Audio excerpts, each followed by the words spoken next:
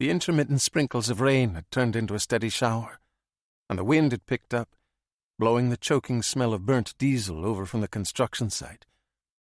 The odor felt so out of place here that he had to get away from it, so Yura hurried over to the movie theater. He wouldn't have been able to stay away from it anyway, even if he hadn't been caught in the noxious wind and cold rain, since the theater was the place that brimmed most with memories of that summer. The tall wooden building stood just next door to the outdoor stage.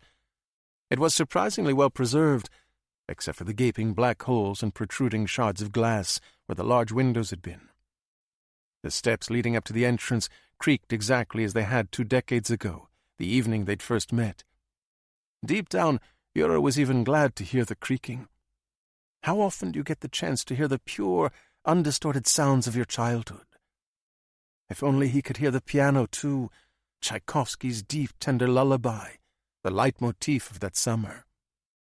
This building was forever associated with music for Yura. The outside of the movie theater was well preserved. The inside, not so much. Thick, moth-eaten curtains fluttered at the windows. The door, insulated with felt padding, had at some point been broken down, and through the empty door frame a strip of daylight pierced the large dim room. The light spread across the backs of the green seats that still stood in even rows. It fell on the bare wall, throwing the texture of the peeling paint into relief. It illuminated the dirty parquet floor. Yura's gaze slipped along the band of light and landed on some parquet tiles that had been pulled out of the floor.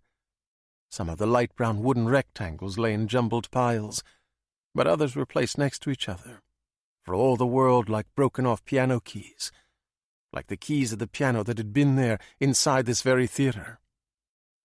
The stage.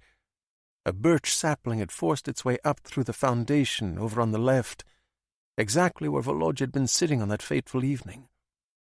It had broken through the rotten parquet floor and was reaching for the light, stretching toward the hole in the ceiling through which pale rays slanted into the large dark room.